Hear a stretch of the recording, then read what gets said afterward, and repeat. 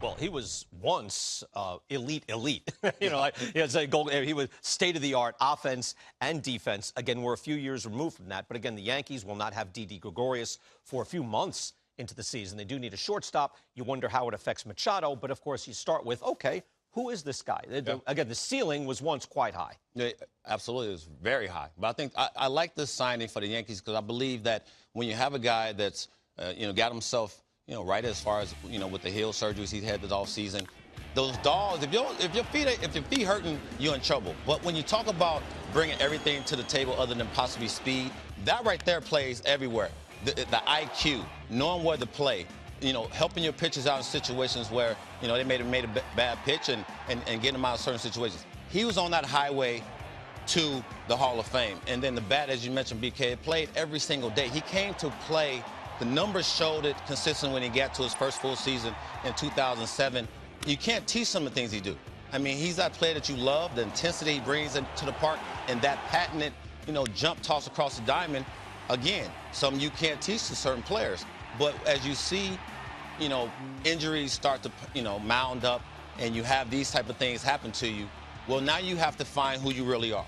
Now, towards the end of your career, you have to figure out what's going to be best suited for you to go out there, as we said, this nasty ankle turn right here with the Jays.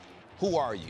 And how do I maximize, the play that I'm going to bring to the Yankees team every single day? That's going to be something for those guys to figure out consistently, for the training staff, for Booney, for everybody involved. Because when you look at these numbers right here, well, when you look at the games missed and all the things that go along with the injuries, those are what creep in your mind as a player later in your career. It's not the numbers anymore. It's how do I get on the field?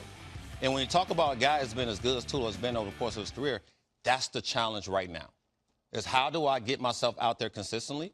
And because you don't know what you're going to be when you get on the field. You haven't played in a year, or probably a little bit more than that. So now you have to find how I get out there and become this platoon-type player, or am I going to play a little bit more every day?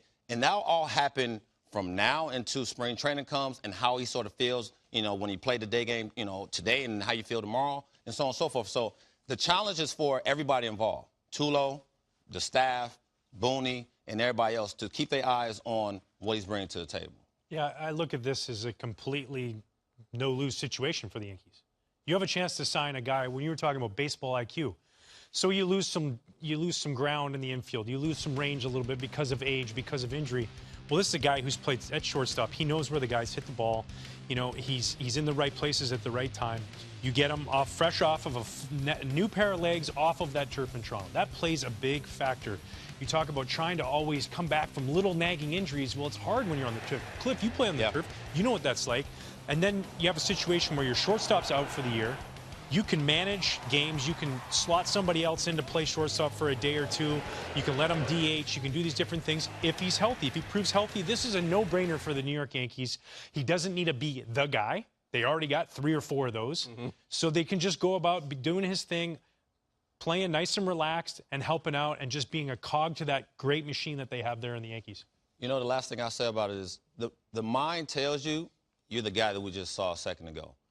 Going in the hole, getting the ball and throwing it, going across, diving up the middle, making that play. But then the body tells you another thing.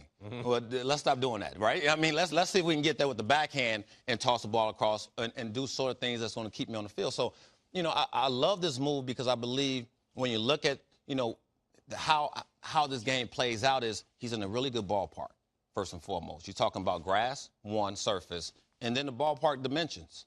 Right, you hit a ball small to right field. You don't have to hit it that good, and it's going to go out. So the confidence can ooze back in just as much as ooze out with the injuries.